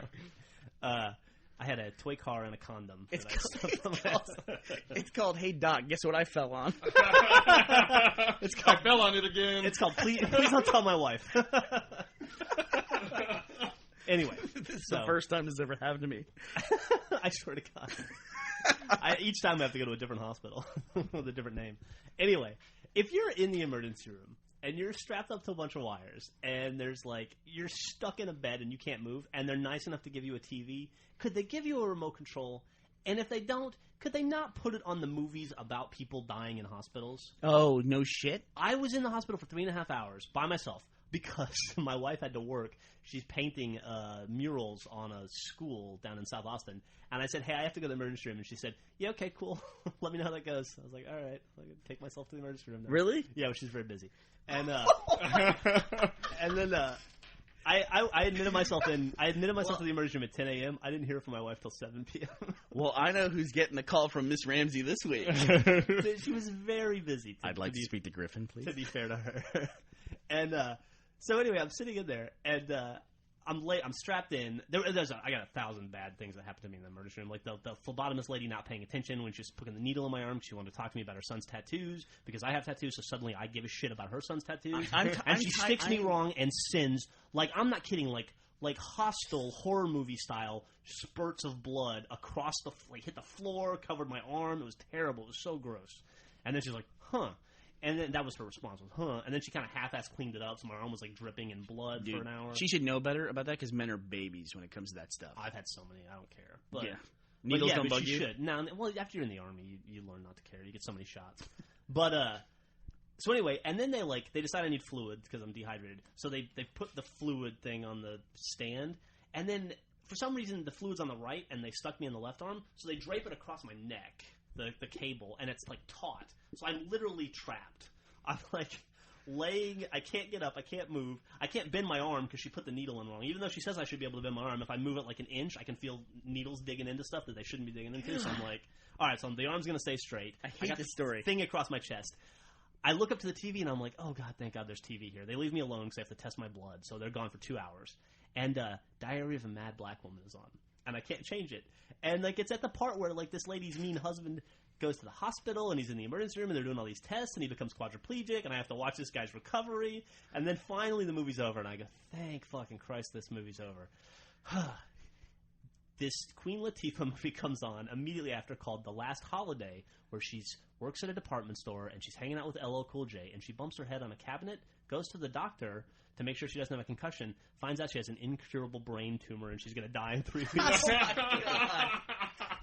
And I have to watch that fucking movie. Did your head start hurting? Yeah, of course. I sympathetic got all the signs. I'm like, can I still move my limbs? Am I getting quadriplegic? Did that wayward needle fucking affect my nerves? No. And so I had to spend like 3 hours on Saturday watching people die in hospitals. God dang! How really? is that? Like, there's got to be some hospital administrator has to go. Maybe it's not a good idea to show the fucking dying people. You think they would have like in-hospital programming, like movies that they... Yeah, like if Patch Adams had come on, I would have killed myself. Yeah, like they don't show movies about planes crashing and terrorists on airplanes. No, right, they don't. Exactly. They remove all that stuff. It's common sense, right? Yeah, what do you think they would have, like a sensitive hospital network? God damn, it's fucking terrible. For instance, they now show you can swipe your credit card on a lot of airlines and watch live news, and sometimes on the news they can't filter what's coming through in the news, and there's information about a plane crashing into a house or something. Or like watching a plane crash while you're on a plane is a weird thing. Remember a couple years ago, the JetBlue jet Yeah. that got its landing gear stuck, that was landing at LAX. There was a big deal. It was all covered on CNN. People on the plane were watching the CNN coverage about their plane being unable to land. Fuck. And they watched the plane landing as they were landing. Oh, wow. Fuck that. Wow. Oh, dude, I got one more thing that happened to me while I was in there. At one point in the emergency room, this machine to the left of me started beeping. It was an alarm. And there was a big red bell going deek, deek, deek, like a digital bell that was like a warning bell. Going deek, deek, deek. And I go, oh, this is great. I have to go to the bathroom anyway. I don't have a way to call the nurses. They'll come in to figure out why this machine is sounding a warning, and then I'll be able to go to the bathroom. That thing went off for 45 minutes in my ear before anybody came in. What do you mean you didn't have a way to call the nurse? There was no, like, button to call the nurses. I looked all around me, and since I couldn't get up, I was fucking trapped. I'm pretty sure, Gus, the thing that he needed is attached to the bed. I couldn't find it. I would think so, but hey, I'm going to take his word for it. I'm wasn't telling there. you, I can't move my left arm. I got the thing across my chest, so I can't. My range of movement is extremely limited. And but that thing went on for 45 minutes. I thought that when alarms went off, like nurses came running and doctors and people from like the 5th floor came down. Nope, that thing just went off for fucking ever. Did they look at it and go, "That's weird"? That's weird. No, That's she exactly looked at what they did. No, like she came in and she goes. She looked at it for a second like this, and then looked at me and said, "All right, your test results are fine. You can go." They didn't turn it off. It was still beeping as I was leaving the hospital. So how long were you there altogether? 3.5 hours. Okay. And how long after they told you could go, how long were you sitting there waiting to check out or discharge or whatever? 20 minutes. I always find that's the they longest. They also tried to let me go. Sorry, not to interrupt. You're right. That is the longest part, especially if you have a kid. But they also told me I could go and tried to let me leave with a catheter in my arm. And I had to ask them to remove it. And then the lady goes, oh, yeah, I guess I should take that out. She takes it out. Then she goes, she looks, and the fucking blue rubber strip they tie around your arm when they first put the needle in you was still on my arm, on my bicep. I just hadn't noticed it because I was all, like, clamped up. She was like, that's not supposed to be on there. Has that been on there the whole time? And I'm like, I guess. And she's like, oh, we're lucky your arm didn't fall off. Wow. Thank you. Where was this? Seton Medical Center. Jeez Louise, man. So, ringing don't go there. Yeah. You know, I guess nurses, when they come and turn off those alarms, you know, whenever, that's all you ever see in hospital movies or in TV shows, is the machine makes a noise and somebody dies. Yeah, the machine That's makes a what noise. happens. Somebody opens the door too late, a second too late, and somebody's dead. Do you think there's a snooze button on those alarms? God. They're like, I'll come back in 8 minutes. The nurses do act like it because they come in and they're very calm, and I think that lack of panic is supposed to make you feel better, but it just makes you feel like they have no idea what they're doing. Or they're just Or they just super don't care. disinterested. Yeah. Yeah. Whatever, you know. Like, this is one patient that died today. I hate lifting dead bodies. It's the worst. I had a nurse who, there was one time when I didn't realize it, but I was having panic attacks. It was like right after college. Yeah. And I would have these things where like my heart would just start racing, and I didn't know I was having panic attacks. And once I figured out that it was something mental, it just kind of went away on its own. But there was a time when I thought I had like some kind of weird heart condition, which is what made me nervous, which kind of fed my panic attack. Awesome. Basketball players are dying of heart palpitations on pickup games all over the country. Yeah, I hear, but like the high school kid runs a 4.40 and drops dead. Yeah, and I'm like that's Reggie me. Miller playing a pickup game between seasons. That's me. Reggie Lewis. I'm sorry, Reggie Lewis. That's me without the cheerleader girlfriend, essentially. But so I went into the hospital and they gave me like a potassium pill. Like I guess one of the things that helps regulate your heart is potassium. So they gave me some dosage of potassium. And I said, potassium, how can I eat a bunch of bananas? She goes, no, it's a little bit more than just eating a banana. You know, it's not much. We have to be careful with potassium. I said, why is that? She says, because if you take too much, it can stop your heart. As if that's not bad enough. Then Nice. I had just swallowed the thing, and I go, well, how do you know how much is too much? She goes, oh, no, it's regulated doses. She goes, that's the kind of thing, like potassium, the thing you just took. Whenever you hear about a nurse killing a patient, that's what they give them. And she fucking walks out of the room. Right? That's her exit. Thank you. I'll be here all week. You know, like, as soon as she turned around, she got that fucking hugest grin. That's probably the best part of her job. She's like, yeah, it's the nurses giving potassium chloride to stop their heart. Oh, my God. And I was like, holy shit. So I'm sitting there. And, of course, now I'm looking back knowing that I was in there because of panic attack. I'm like, just like the machine's going, you know, my heart's going like 110 while I'm just sitting there, you know, doing nothing. God. I'm going to go back and punch that lady. Oh, man. That's fucking awesome. So is your mom now going to call Griffin, do you think? Because your mom listens to the podcast and your wife did not go to the emergency room with you? My mom, interestingly enough, my mom is in the hospital right now for like a routine thing, not a big deal. But so I don't think she'll be listening. But I called my mom and told her, because I feel like it's my obligation to tell my mother every time I go to the hospital. Yeah. And my mom thought that part was funny. She did? Yeah, she laughed. Your mom works in medicine, doesn't she? Yeah, she works in a hospital. Yeah. I guess she just stopped caring. I guess after a she just while. don't give a shit, yeah. Which is, I guess it's kind of a good thing that they don't care. That's a routine to them. Because most of the stuff you see, I mean, when you go to the hospital, 98% of the people have the same thing. You know, what I mean? It's not like House, you know, where it's like everybody who walks in has a mysterious disease. Yeah. Because they have a mixture of pesticides in their house or something ridiculous like that. It really is just, oh, you have a fever. You know, that's it. Or you have heart disease or cancer. Take these antibiotics that will no longer work in 10 years. How scary is that, dude? 10 years of antibiotics left. Pretty crazy. Is that true? Yeah. They released a study that said we probably have 10 years of effective antibiotics left. Can we create some new antibiotics? Not unless we move into other stuff like gene therapy and things like that and start attacking them on a different level. It's the end of the world. Apparently there's some... No, it's not the end of the world. It's just the end of the cool world where, you know, we could do crazy shit and it didn't hurt us. But, like, they talk about how now, you know, 10 years from now, 15 years from now, when you go to the hospital to have a minor procedure, there's a pretty good chance you could die from an infection. Like if you have your appendix taken out, you got a good shot you might die. Whereas now they just load you up with antibiotics, like, proactively, which is what's creating part of the problem. Yep.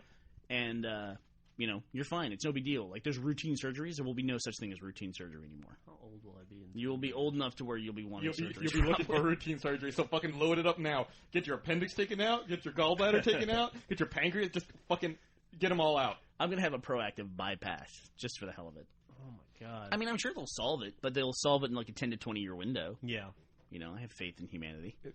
They say, I mean, it's not 100% possible. Like, some people say it's going to happen, some people say it's not going to happen, but I think it's going to happen. Well, we're all going to be dead by 2012 anyway, so what's it matter? Oh, good point. Yeah. And plus, I'll be on a spaceship to Jupiter at the end of the month. I don't know if you heard my long-term plan.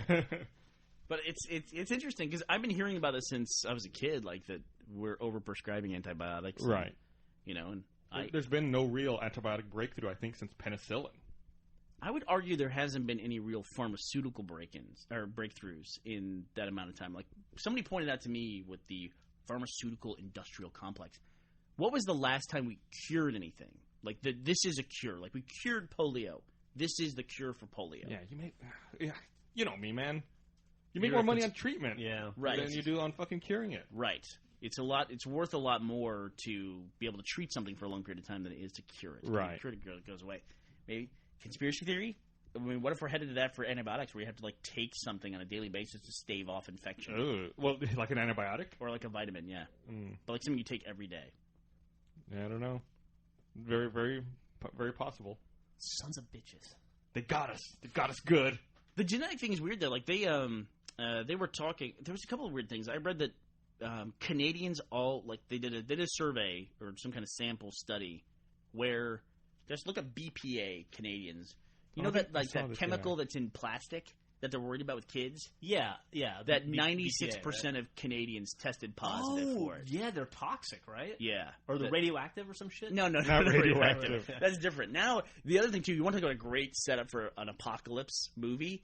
The wildfires in Russia are burning. I read about that. No, we didn't. Wildfires in Russia are burning the Chernobyl land and sending radioactive smoke into the air. Yeah, it's throwing the radioactive particles in the ground into the air and spreading them. Jack, any comments about that? Did you see the YouTube video? The guy's driving around in that? That was Chernobyl? Pretty fucking scary. Yeah, I don't think it wasn't Chernobyl, but it was a video of like three guys in some sort of SUV driving through fire trying to get out of it, and it looked like something out of an action movie. That sounds fucking crazy. It was pretty crazy. It was probably the most tense I've been watching a video on the internet. It reminds me of that video of the dudes the reporters in Georgia when Russia invaded, who were getting shot at by the military. I don't know if I ever saw backing up their SUV, like trying to get the fuck out of there, and like you just see the windshield getting peppered with bullets. Jesus, really? I have to say some of the worst videos I've ever seen in my life come out of Russia. Yeah. Just some really just that Russian-Chechen conflict. Yeah, there was some bad stuff. Terrible videos that I'm still scarred about. Yeah, scar you for life kind of stuff. Like, terrible. Yeah. Those will be in the link dump. No, they will not. They will not be in the link dump. Did you find it, Gus? Yeah, I guess younger Canadians have more BPA in their bodies than parents. It's like 12 to 19 or something. Yeah, 91% of the population has BPA in their urine. People aged 12 to 19 was higher than the national average. And people 40 to 59 and 60 to 79 had lower percentages. Yeah, my wife won't let me microwave anything in plastic because of that. Well, you're not supposed to anyway. Yeah, it says microwave safe. Fucking man, the people here, when we were at Crunch and we had food here and everything, they were microwaving styrofoam plates. Well, that's... Brandon was doing that. I mean, Burnie microwaves his plastic lunch every day. Those I noodles do. are in a plastic container. I microwave my plastic lunch every day. I have a plastic lunch. I don't even have a microwave at home, so fuck you guys. Really? We had a weird thing with our microwave the other day where it beeped and it said it was the end, and then it went into some kind of weird overdrive mode. Oh, yeah, that was yesterday. We couldn't... It went into overtime? The score was tied? The fan kicked up really loud on the microwave, and the lights kind of dimmed a little bit. Like it was like one last burst of radiation. So it was like Bernie's pasta was going back in time. And now I have superpowers. Nice. But yeah, it's scary, all that BPA. When did that, I feel like that's a recent thing. I never heard about BPA till maybe a year and a half ago. Yep. And now it's the end of the world that we use plastic all the time. Yep, pretty much. Like the plastic, and it has this BPA in it. I was reading about some company, too, that was, they made a stainless steel water bottle, and it was supposed to be a very big deal that a bunch of people dropped using plastic water bottles to move over to the steel water bottle, and because they were afraid of BPA, and they made all these lists and everything. And then it turned out the company used BPA to wash out the interior of the stainless steel bottle, and they were like, "Yeah, we do that." Wah, wah. Nobody asked, when they were making so much business off of it. Nice. I forget the name of the company, but was it BPA Incorporated? Yeah. QuakeCon was, I guess, last week. Yeah. And a couple of cool things came out of that. I don't know if I showed you all, but I guess John Carmack did a demo of Rage playing on the iPhone at 60 frames a second. I can't believe it played at 60 frames. It looked really cool. I mean, the graphics on it, and he says it himself, look like Xbox or PS2 quality. But it's crazy to think you can carry something that can output that caliber of graphics in your pocket. Yeah, I wonder. Yeah, I wonder how it'll affect battery life. Have you seen Marcus? Marcus. I don't know what that is. Look up Marcus PSP. Marcus with a U. Marcus. It's Tracy Jordan's character from 30 Rock, his son, the kid from Role Model. Oh, yeah. Oh, I've seen those commercials. His PSP commercials. Yeah, he it's like He's the Sony's Kevin going- Butler of PSP stuff. Who's Kevin Butler? Kevin Butler's the guy in the white dude in the tie and like the button-up shirt for Sony PS3. Does all the PS3. Yeah, there's a lot of Yeah. TV commercials. Yeah. You know him if you saw him. Yeah. Okay. It's the PSP version of that. I like that he made a reference and explained a reference. But apparently Sony's chasing down the iPhone. They're tired of like iPhone games, and they have this guy showing off his Lame Castle is the game he downloaded for iPhone, and then Marcus is showing him the actual games you can play mobile with PSP. Yeah, I mean, don't get me wrong. A dedicated game machine, of course, is going to have better games and better graphics, but you look at the utility and everything else that it can do. In this commercial, Marcus is talking shit to him, and then has to pull out his phone separately to call him and talk shit to him directly. That's a good point. That's a really good point. Come on, he's using two devices to do what the other dude's doing with one. That's interesting. Why did they put that in the Right, commercial? it's fucking retarded. If I'm the one in charge of this ad campaign, I'm like, why the fuck is he pulling out a phone? That's the last thing you want to do. You should Skype him over the PSP or whatever shit they can do there. You know? That's a good point. That's a really good point. Why add that in? I mean, it's almost like a Freudian thing in a way. It's like they pointed out the one thing that's wrong with their device. I know. In the commercial. Oh, man.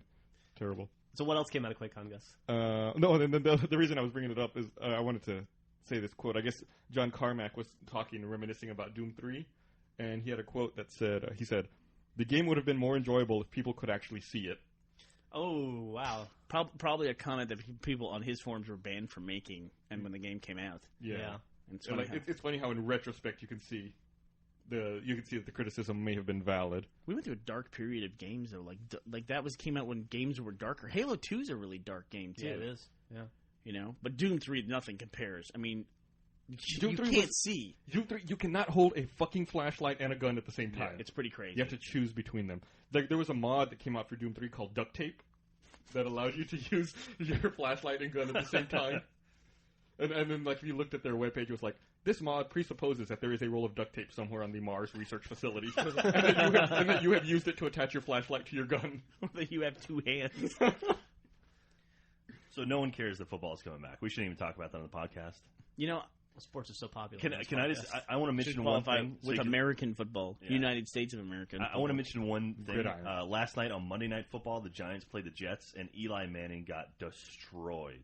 He got bumped into by his own running back and then blindsided, and his helmet cut his own forehead.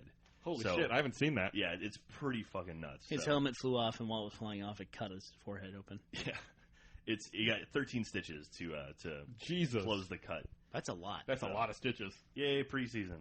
I had Anyway. nine stitches in my forehead. That thing bled like a mother. It's crazy. I got that when I was like 6 years old, and I've got the scar to this day. Yeah, same here. You got it like right around here somewhere? I got mine right here. Yeah. Yeah. It's faded quite a bit. You've got a lot of blood in your head. You'd be surprised. You do. There's one thing Bud Dwyer taught me. There's a lot of blood in Oh, my head. come on. Why are we talking about dude. videos like that? You know, I good thought Lord. we moved on. Good Lord. There's some stat, like, I forget what it is, but I think that it's 50% of the blood in your body is in your head at any given point in time. I believe it. I don't know. The other 50% in your penis. Thank you, Gus. All right. Just outlining where it is. I think it's the same blood. One can't function when the other is. They're just alternating.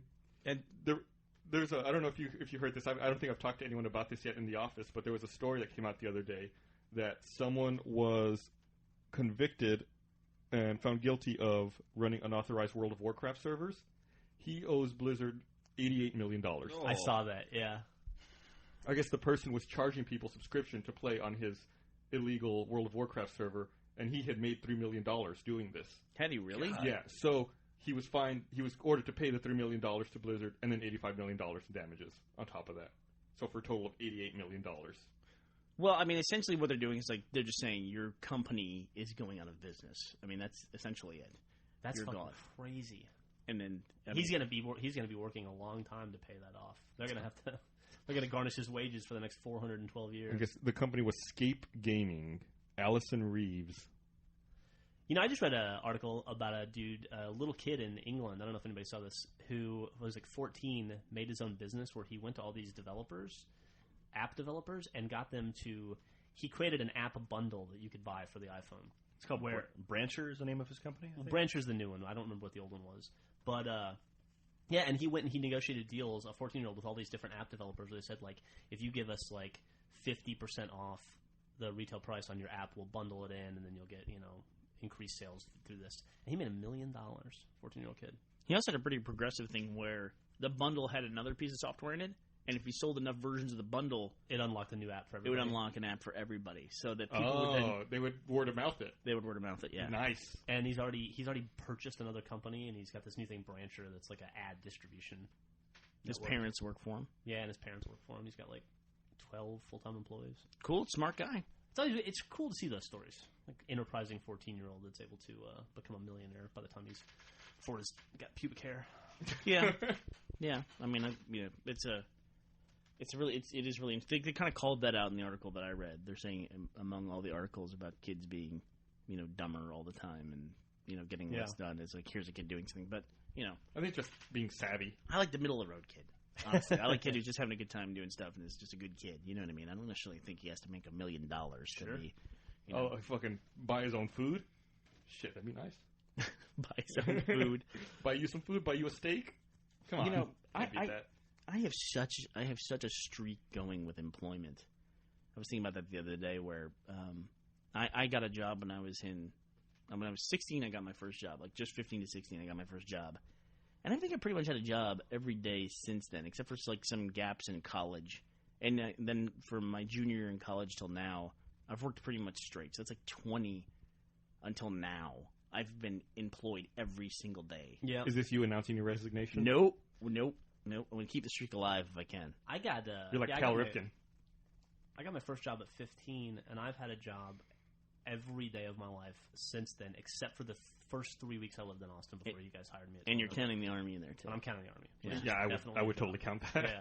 But like I would too. I had like a 3-week period where I was trying to find a job in Austin before I got my first job. That was the only time I haven't been employed. What were you doing? What did you quit to move to Austin? I quit. I quit a video store and roadieing for a band and PAing. Okay. I quit those 3 things. Yeah, I was the same way. Was that your View Askew job? Yeah. Your PA job? Yeah, I had an 11-month gap between the time I was laid off from the video game job I was at to the time you guys hired me full-time. And other than that, it's been working nonstop pretty much since I was 16 and a half. You had jobs in that 11-month gap, though. Yeah, I mean, like, sort of odd jobs and stuff. But it was nothing serious, nothing major. I went from literally my last day at the company was January 1st till December 1st was my sign-on date here, So it went exactly 11 months between full-time employment.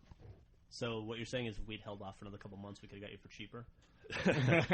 That or I would have been, incredibly trapped in Los Angeles. Hey, we should probably go get some lunch. Yes, we should. I don't know. Those of us that can eat lunch should do that. Yes. Oh, shit, you can't eat lunch, can you? No. Have fun with your colon. Thanks. I have a couple of toy Army soldiers you can borrow if you'd like. I'm gonna have some applesauce. Gus, where would you like to go for lunch? I don't know. I feel like the world's my oyster. Because now, Jeff, we can eat anywhere because Jeff's not coming with us. Jeff's not like how it used to be. Fuck that, dude. Jeff has gotten a lot better. That's Jack now. I'll eat anywhere. Jack will go with you anywhere. He'll just order. Yeah, I'll figure out something to order wherever you go. Carrie won't eat anything. Oh, really? I went with Carrie to Frank yesterday, and it was like having 2 Jacks at lunch. Carrie was like, I just want 2 plain hot dogs. I'm surprised he ate 2 plain hot dogs. Like usually I'll have 2 plain hot dog buns. It's like the Blues Brothers with the white toast and the glass of water. What does he have? The 3 pieces of dry white toast. That's what he has. Every time we go with Carrie somewhere, it's like that. You have gotten better. Thank you. Although your wife was marching around here yesterday with a jar of pickled quail eggs. Oh, by the way, she broke those out at D&D last night and got everybody to eat them, except for me, who luckily I can't eat food, so I didn't have to. And they all agreed that they were just as disgusting as they looked, and everyone regretted eating them. So everybody that dodged the quail egg bullet yesterday, it was a good choice. What the fuck? Why would you eat? I think she posted a picture of them. I'll put that in the link. And then she was like, "Oh yeah, I got them from a gas station." Yeah, that was like her selling point. I'm sure they're really good. I got them at a gas station. I was like, pickled quail eggs. I wouldn't eat I wouldn't eat a hard-boiled quail egg. She does that shit all the time, dude. I'd eat a hard-boiled quail egg. No, you don't do it. It's this Why big. not? Apparently, it's tiny. It's like the inside of the quail egg is just like the texture is just unbelievably gross. Yeah, would you eat hard-boiled? Would you eat a lizard egg? I mean, no, it's a bird egg. Bird egg. Egg is egg. Birds are connected to lizards now. Hasn't Jurassic Park taught us that? Right? I'm not going to eat fried lizard, you know. It's totally different. I don't see the connection. I would eat just about anything. Like, I would eat any kind of meat. Like, I would eat fried lizard. I'd give it a shot. Why not? I would. If it was socially acceptable, I would eat, like, a cat or a dog. Human flesh? Just try it. You know what I mean? I wouldn't eat somebody's dog I know or anything like that, but... If it was socially acceptable, I'd eat human flesh. Well, let's not start that conversation. You want to That's talk a whole about half that? hour. No, that's a long conversation. We'll have it some other time. God, That's half a podcast. we had a hypothetical thing proposed to us, and basically it was Jeff and me and Gus and Griffin, and there was a question posed, and essentially the way it worked out is that Gus and Griffin are insane deviants. Is essentially the way it worked out. They're bad people. If it was They're socially horrible people. acceptable, They're bad. if it was bad socially people. acceptable to eat people, and the people you're eating agreed to be eaten, like it was their purpose in life, would you do it? I wouldn't eat human meat if it was grown in a petri dish. I wouldn't eat it if it was like my own, like out of my stem cells or whatever, and I wouldn't eat that. You're insane You gotta if you try say it. that. You Yes gotta to try that. it. No, you really don't. You really don't. That really is mentally crazy That's in how the fucking, brain. dude. That's how mad cow disease started. Fucking I wouldn't do it all People the time. I just feeding want cows to It has nothing to do with mad cow disease. You just don't it's do also it. gross though. You just don't It really do does. It really does. It's like an indicator of whether you're a good human being or a bad human being. And you and my poor wife are bad people. Like at the core, they're instead of good, like just like wherever that point is inside of you, that intangible point, there is no good. There's an absence of good. It's not like I'm fucking daydreaming, sitting here hungry. Like, I wish Not I could eat today. something Like, right what now. happens 2 weeks after you eat human flesh? You're gonna turn into a fucking cannibal. I just want to try it once. I can't trust you. No, just one time. No. God forbid. You don't need all those fingers. You don't need to. No, you don't need to do that. And see, there's rules in society that just are like, to me, common sense. It's like we have the rules because we had to tell people don't kill people. We had to tell people don't like steal shit from their neighbors. And people didn't need to really be told that. We also knew this is all we agreed to. But no, I guess people need to be told stuff. Yeah. Don't eat people. It's not just we all agree to this and we're all just recognizing we agree. It's like, no, you can't eat people. I want to start a country where this is socially acceptable. You're unbelievable. That's unbelievable to me. What if the only thing you could eat was dicks? You they're don't really even need good. to keep qualifying with disease or Yeah, body no, parts you're right. or whatever. You know, it's just You've got a black heart. Maybe I do. You do. It's a black, hungry heart. No, I'm not going to lunch with you now. I don't trust you. You might bite me. All right. Well, I guess that's about it. I can be patient zero. What would a Gus apocalypse be like? Very angry. Bunch of angry tech dudes running around the streets.